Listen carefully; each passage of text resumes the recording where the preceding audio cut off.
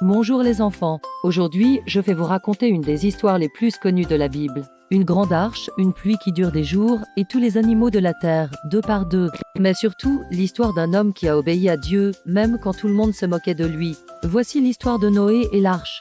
Il y a très longtemps, les gens sur la terre faisaient beaucoup de mal.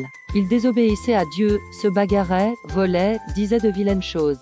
Le cœur de Dieu était attristé. Mais Noé était différent. Il aimait Dieu. Il était juste, honnête, et il faisait toujours ce qui est bien. Alors Dieu parla à Noé et lui dit: Je vais envoyer un grand déluge sur la terre, une pluie énorme qui va tout recouvrir. Mais toi, Noé, construis une grande arche. Tu entreras dedans avec ta famille et les animaux. Noé obéit tout de suite. Il prit du bois, des outils, des clous, et il se mit à construire une immense arche, comme un grand bateau. Les gens passaient et se moquaient. « Ah, pourquoi tu construis un bateau ici? Il ne pleut même pas. » Mais Noé continuait. Il faisait confiance à Dieu. Pendant ce temps, Dieu lui disait exactement comment construire l'arche, la longueur, la largeur, les étages. Quand l'arche fut terminée, Dieu dit à Noé: « Fais entrer les animaux, deux par deux, un mâle et une femelle de chaque espèce. » Et là, un miracle se produisit, les animaux vinrent eux-mêmes vers l'arche. Dames lions, des éléphants, des lapins, des oiseaux, des crocodiles. Tout marchait doucement vers le grand bateau. Quand tout le monde fut entré, Dieu ferma la porte de l'arche.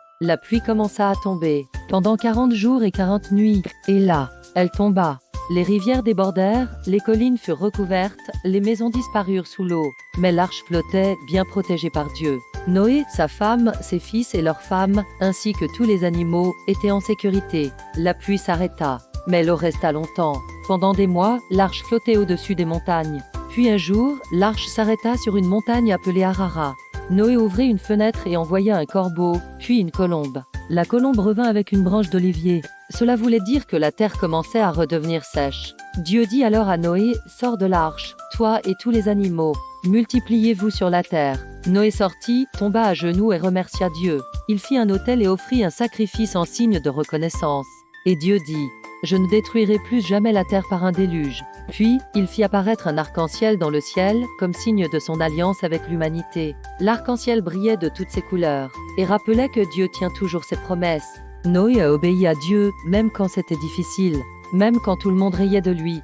Et grâce à sa foi et son obéissance, il a sauvé sa famille et tous les animaux. Toi aussi, tu peux choisir d'écouter Dieu. Même si d'autres ne comprennent pas, Dieu récompense toujours ceux qui lui obéissent. Seigneur Dieu, merci pour l'histoire de Noé. Apprends-moi à t'écouter et à te faire confiance. Même quand c'est dur, aide-moi à obéir comme lui. Je veux marcher avec toi tous les jours. Au nom de Jésus, Amen. Merci d'avoir suivi cette belle histoire. Si tu veux en écouter d'autres, abonne-toi à notre chaîne. Et n'oublie jamais, Dieu protège ceux qui lui font confiance.